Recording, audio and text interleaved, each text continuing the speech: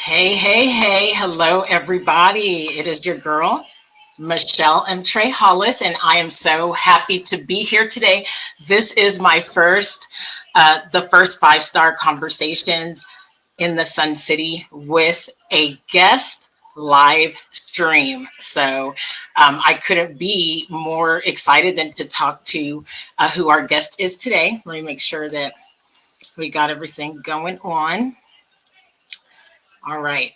And so who I have today, and I'm so honored to speak with her and very excited. Her name is Bianca Cervantes of Bionomics. And Bionomics infuses science, purpose, and strategy to power human connection and workforce evolution.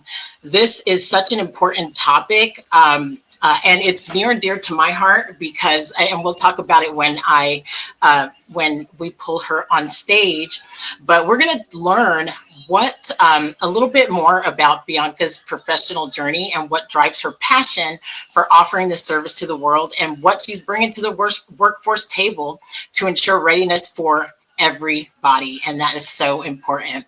So without further ado, let's bring her on up. Hi. Hey, oh my God, I'm so happy to be talking to you about this. How are you today?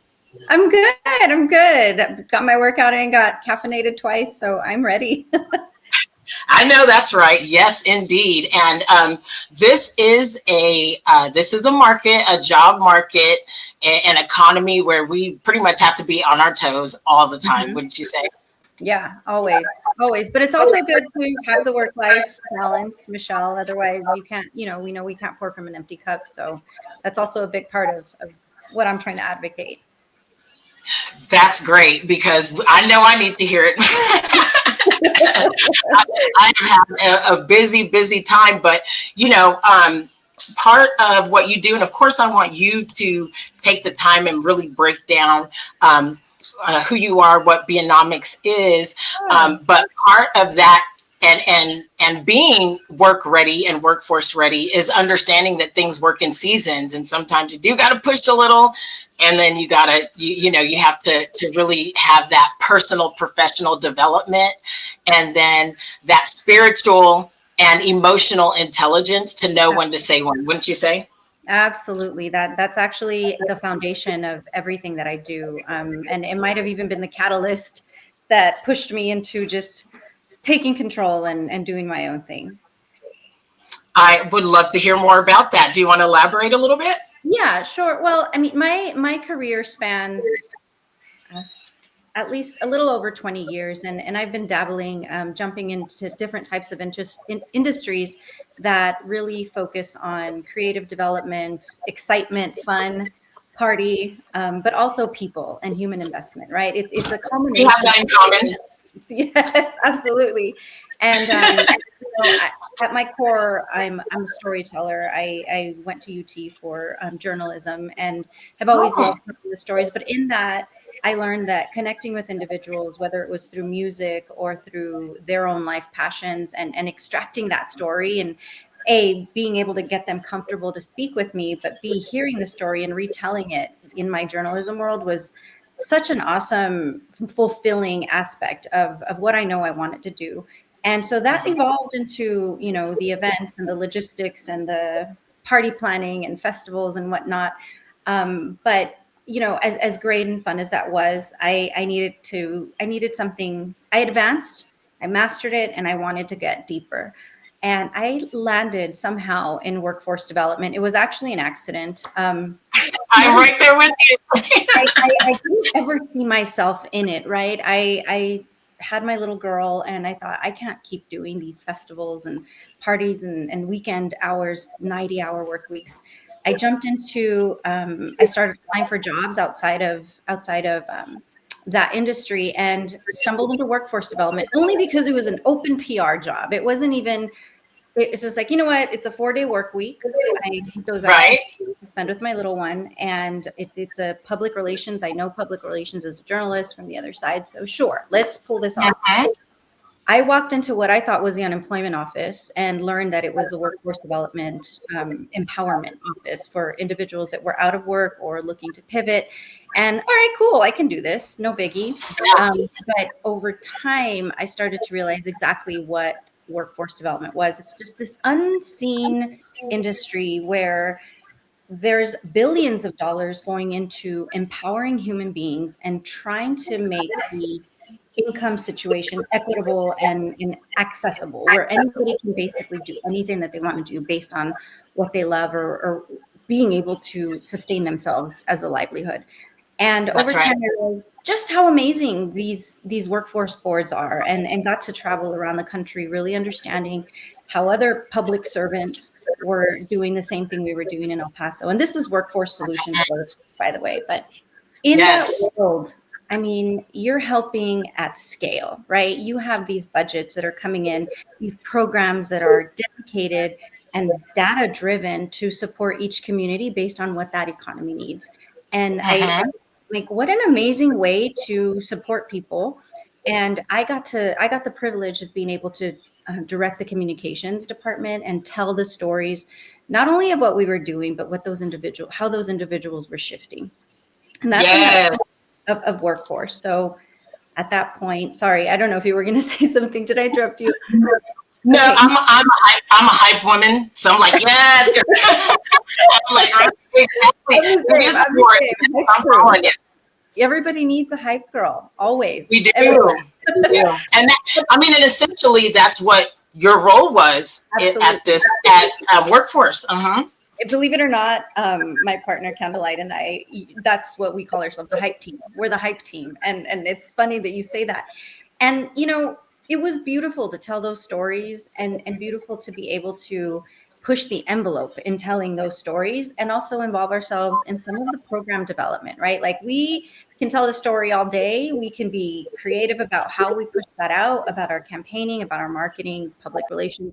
But oh, did I lose you? No, I was highlighting you. Sorry. Oh, okay, sorry. No, thank you. We're No, learning thank these you. stuff, right? I forgot to explain that a little bit. So yeah, no.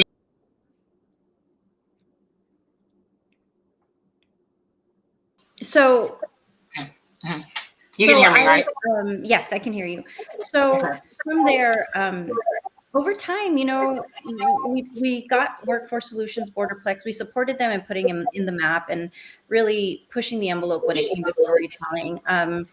You're in a quasi government environment, and coming from a festival marketing journalism background, you tend to go overboard and not do the stuff that people normally. I wasn't afraid to push through and I risk. love it. That was You weren't afraid to go big. You weren't afraid to really amplify the message, and do it uniquely, do it creatively, do it differently than how it's been done. exactly. And with that, I started getting phone calls and messages and emails from individuals around the country, different boards, different orgs, asking for support.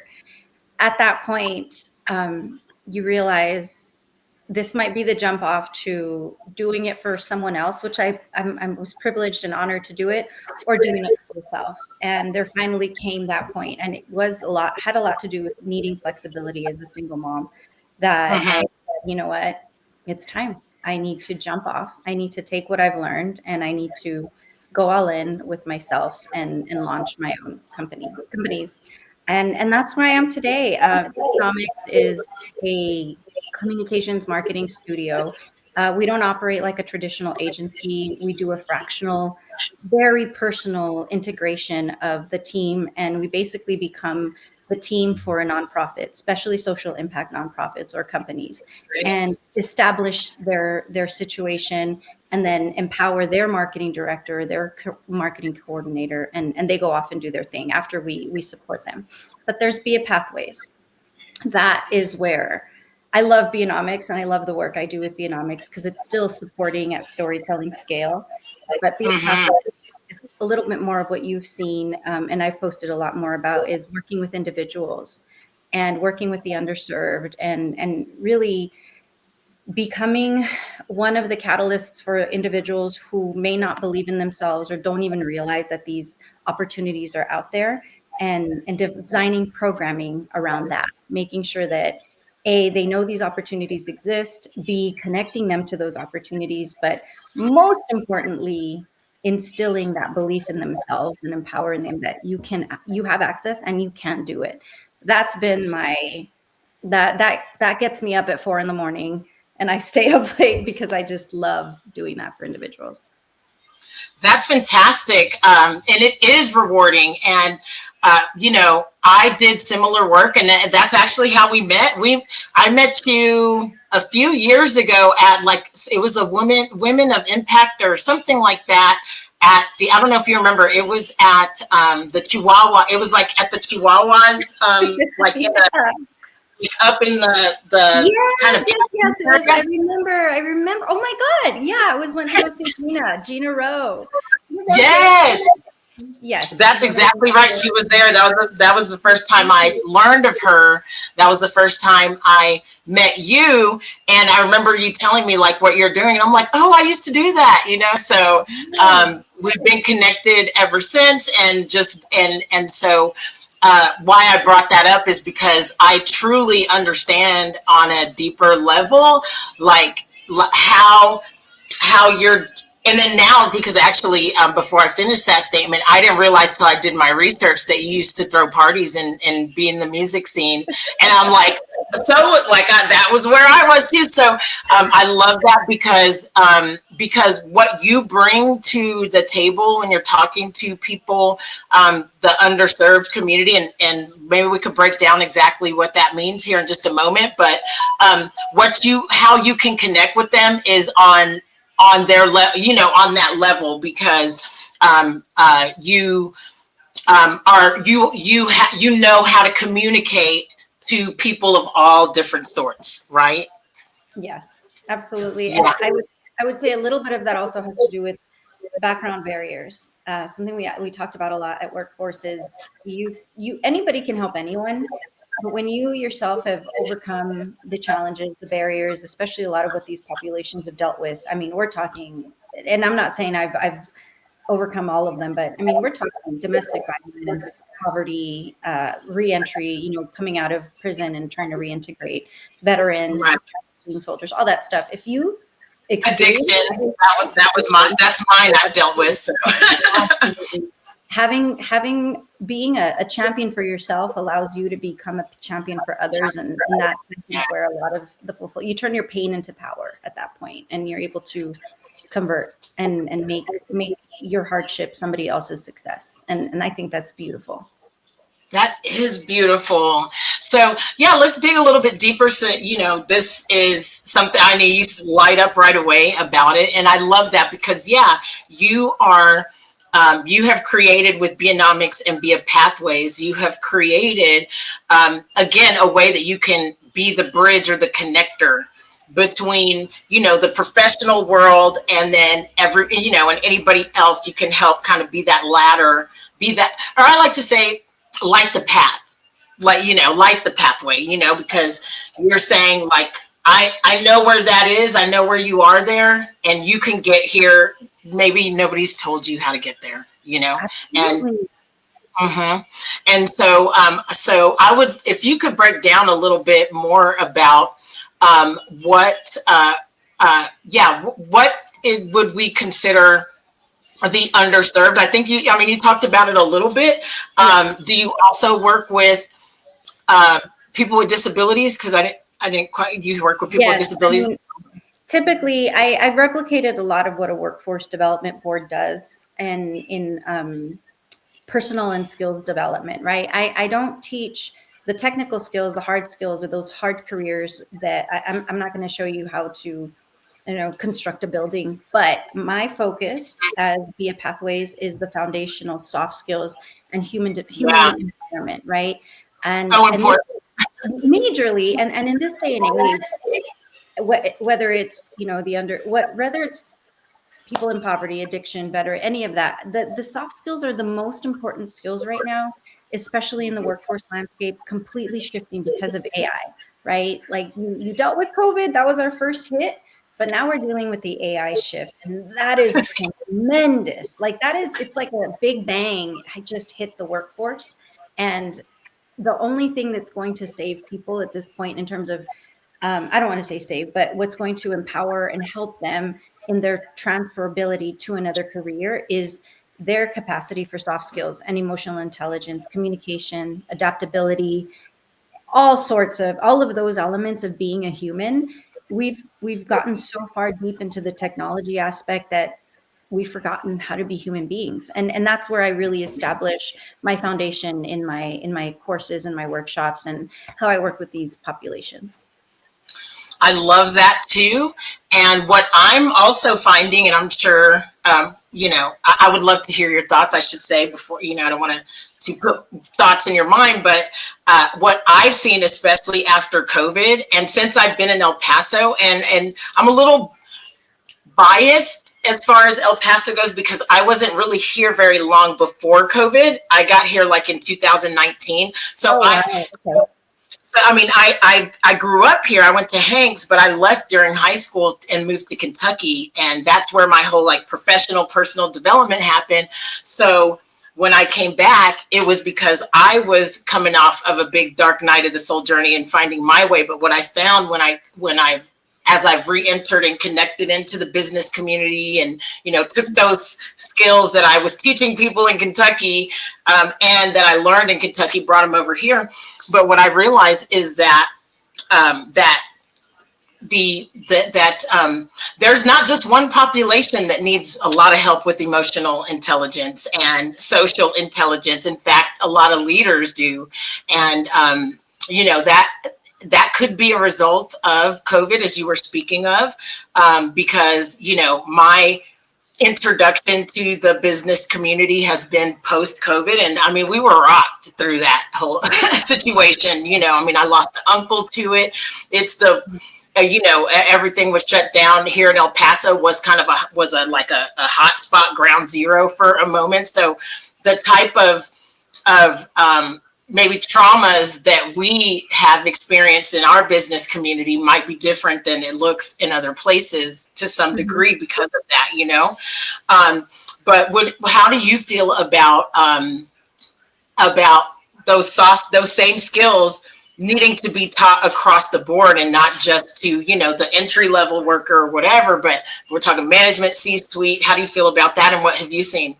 I would have to answer that anybody that possesses a nervous system probably needs a whole revamp and a refresh and a reinforcer on soft skills and emotional intelligence.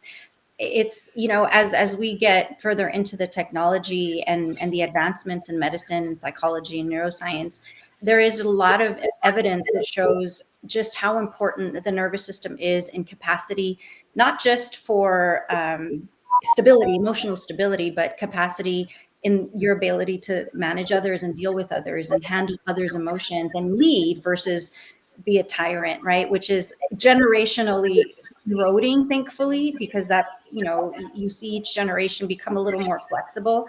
However, and intolerant, quite frankly. Like, I don't care. I'll sleep on the street. I'm not going to be talked to like that. That's this new generation.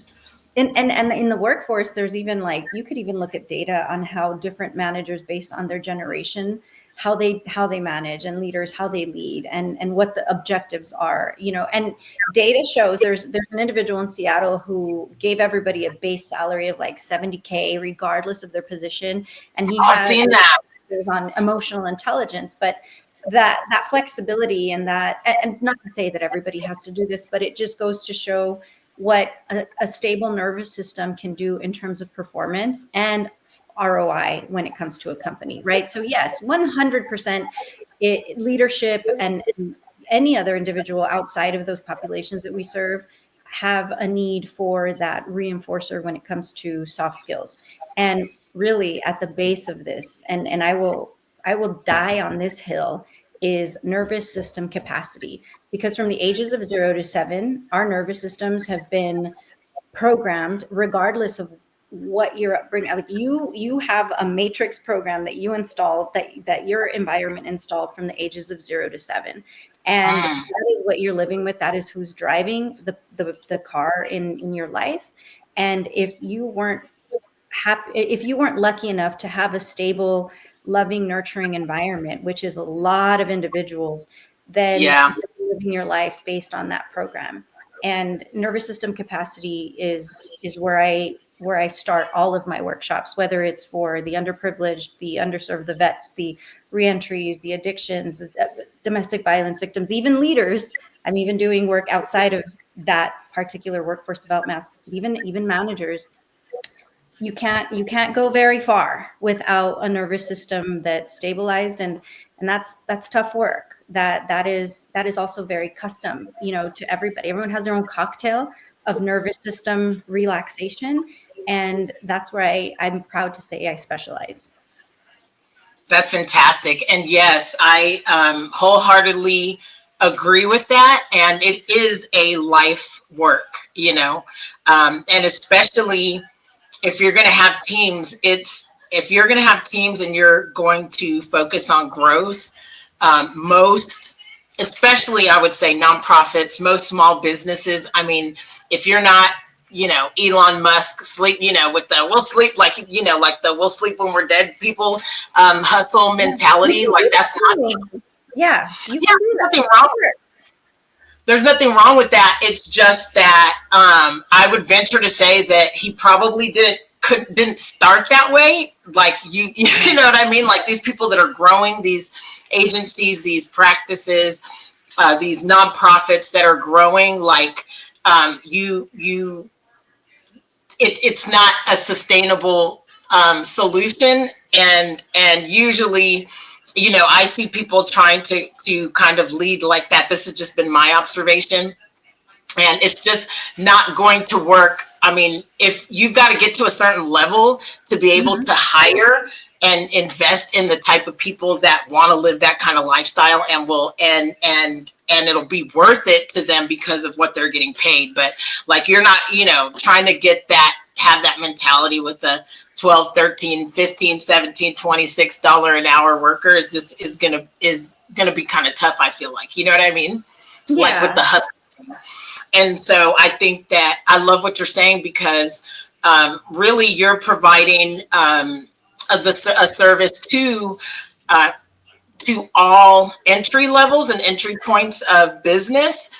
And I also do think that from a management position, from a leadership position in a company, to invest in your employees and bringing this kind of conversation to them does make them feel safer, Mhm. and it makes them not want to leave said environment. So you are able to kind of expect more.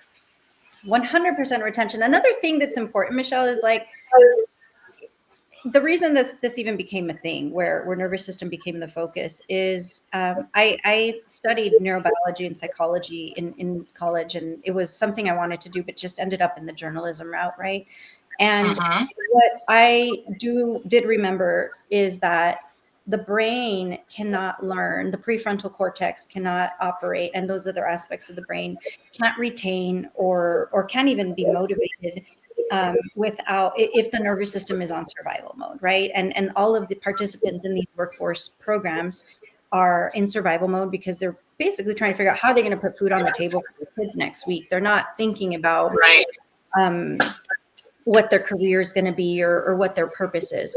So having integrating nervous system regulation and teaching them how to feel safe within themselves, you open the door for higher retention within those soft skills, but you also open the door for something even more important, and that is the intrinsic motivation when they discover their purpose. So when that environment, if their internal self is clear and feeling safe, they can actually start to explore and discover, what do I really want to do?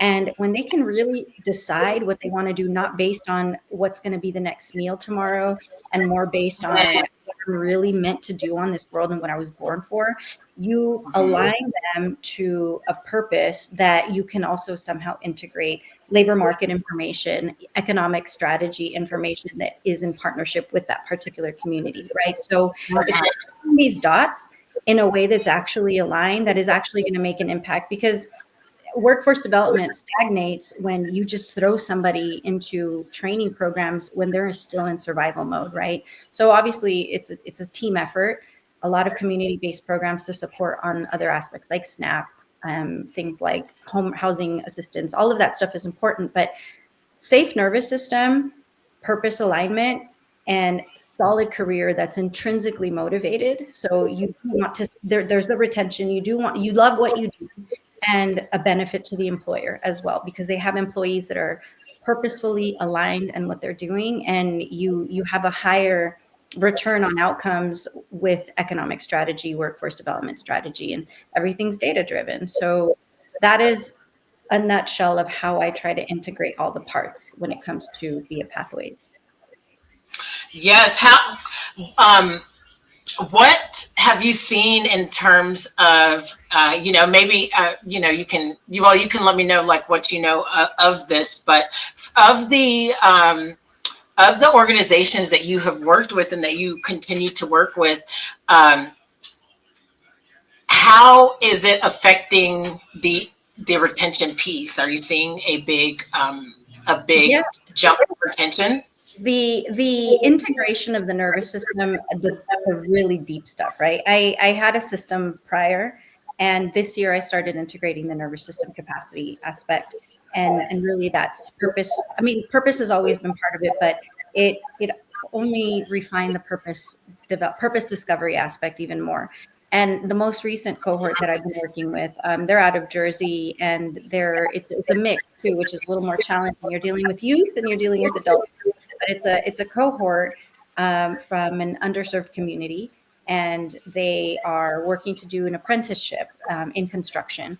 But prior to that, they either coming out of backgrounds where they've got delinquencies, they've got records, they have Mhm. substance abuse issues, different types of things going on with them. But what I have seen, and that this has never happened to me before, but I've gotten feedback from the facilitators or from the directors, but this has allowed me to work with them more closely, and I have gotten feedback from the individuals saying, I didn't even know I could change myself like this, and I'm changing.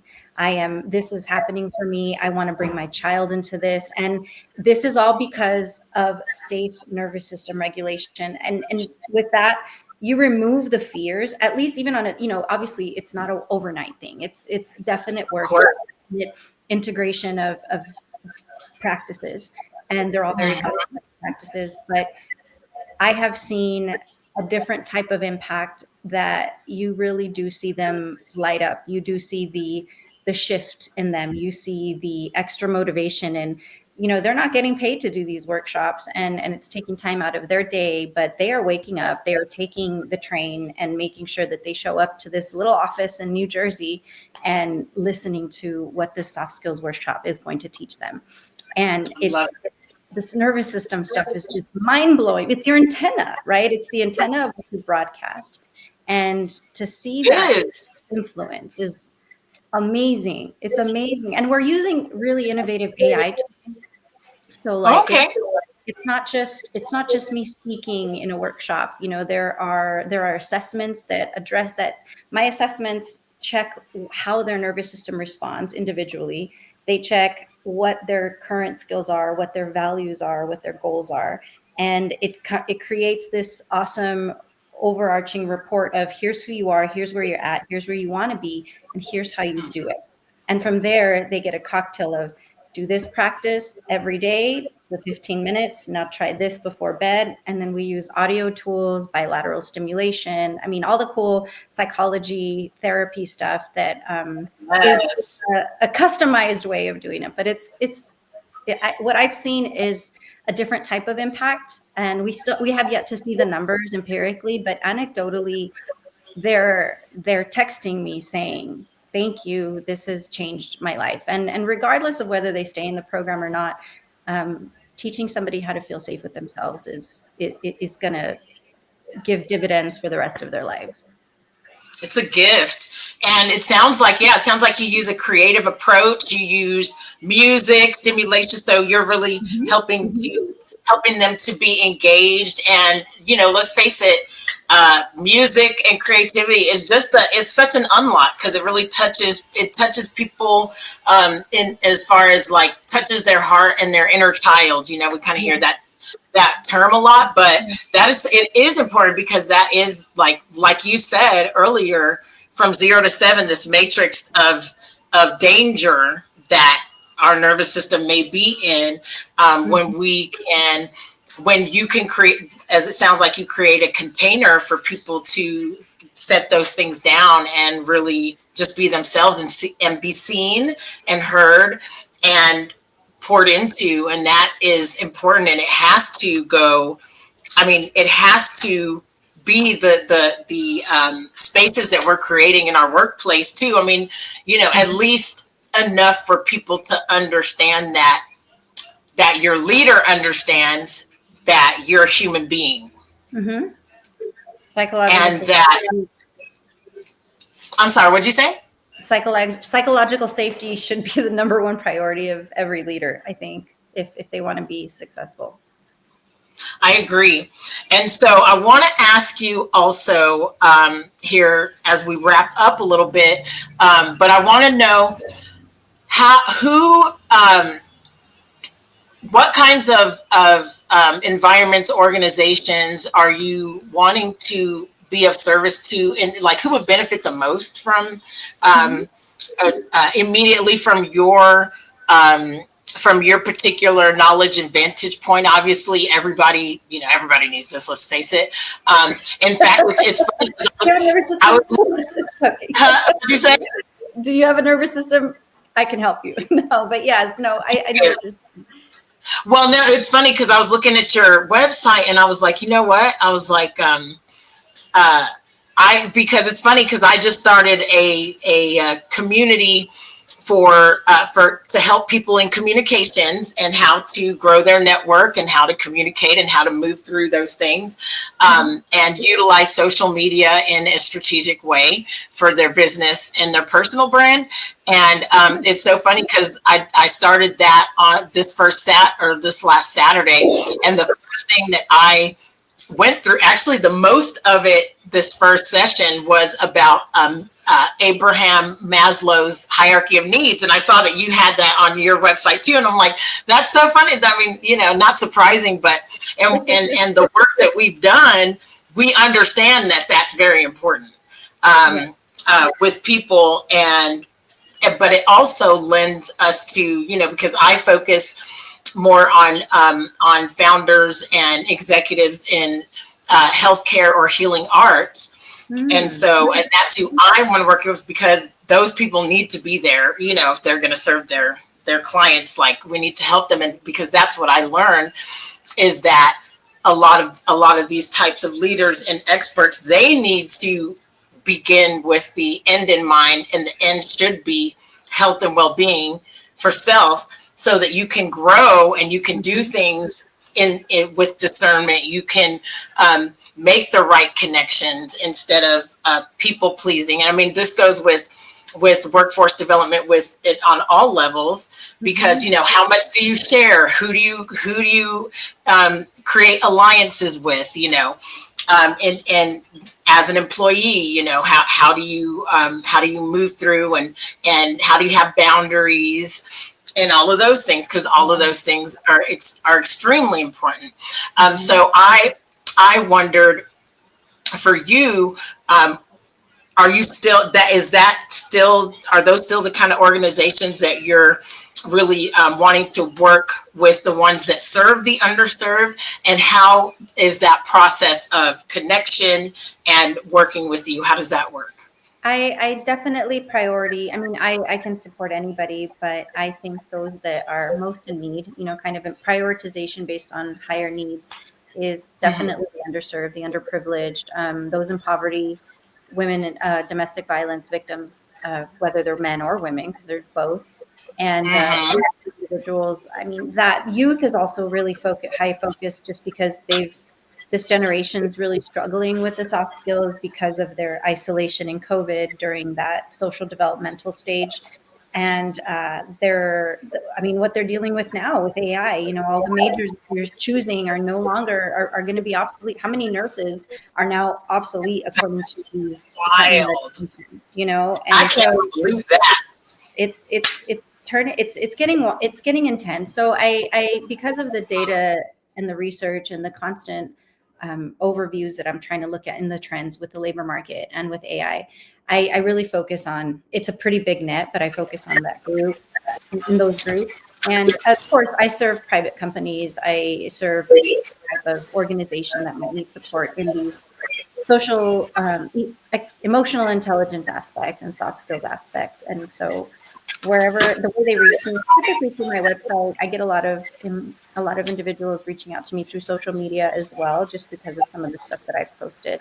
So, I mean, really just going to either website, beapathways.com or beanoffice.com is a good way to find me. I'm pretty active on all my social media networks as well. Perfect. Hold on just a second. We went so well. We're about to end, and then all of a sudden my camera started messing up. So hold on just a quick second. Let me see if I can get me on here. Take your time. Thank you. This is so frustrating. I'm like, what's going on? Okay, hold on. Let me see. How do I? Oh wait. Let's see here.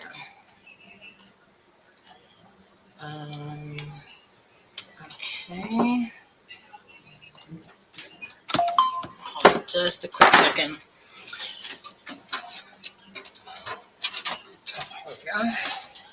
You're good.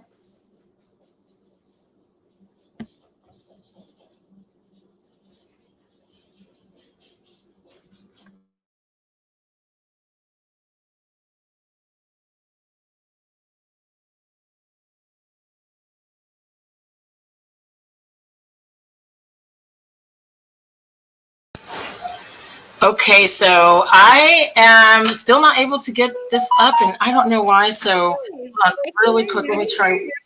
Can you hear me? Yeah, I can hear you just fine. Okay, perfect. Okay, so, well, let's just, let me let everybody know how to find you. Let everybody know, one big thing that you want everybody to know about you, and we'll go ahead and let you close us off there. Absolutely. Actually, I mean, the way to find me, you have my website on the ticker there, and I have my other website, which is more on the workforce development, soft skills development, which is beapathways.com. And the main thing for me is right now with this assessment that I do, which integrates, you mentioned Maslow, it integrates Carl Jung, it integrates the Myers-Briggs, Clifton Strengths. It's got this very unique methodology of an assessment that I'm doing this week for Black Friday. So I'm giving them out for half off. And so this is something that this is a report. It's between 4 and 5 pages. It'll give you your nervous system information. It'll give you how you respond in stress, your best skills, the types of industries that you're most likely to thrive in based on your responses, your stress responses, your personality, and also an AI-proof future. So anybody that's interested in those are welcome to go to beapathways.com. It's really easy to click through to take the assessment, and can have you report in the next 24 to 48 hours. Well, Thanksgiving might push it over to Friday, but if you take now, those are out, and those are going right now, pretty hot. Okay, perfect. And then, and also we'll go ahead and make sure we drop that in the comments and in the description of these lives so that people can just like instantly go ahead and click on there. Yeah. And so great. Well, I'm so glad that we had this conversation. I'm so glad and grateful that, my camera decided to wait till the end. We did it. But we did it, and you know what? This conversation has been incredible, and I'm so grateful to have gotten to learn more about what you do. And so if there's anything that I can support you with, you let me know. I'm looking forward to being able to introduce you to any if you look through my connections, if there's anybody that I can, connect you with or make an introduction to you for, I will be so happy to do that, Bianca. Thank you so much for your time today. I really appreciate you, Michelle. And I put the, I'll jump into the link on social media and put the link out for the career decoder that I talked about. But thank you so much. Yes. This was fun. This was Thank awesome. you. Okay, don't leave yet, and Okay. I'm going to go ahead and end the stream. But thank you all so much. Thank you for joining in.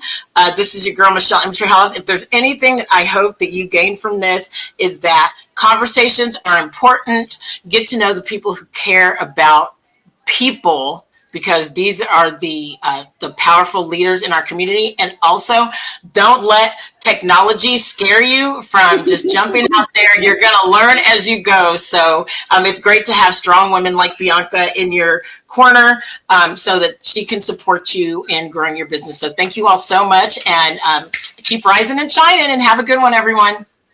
Bye-bye.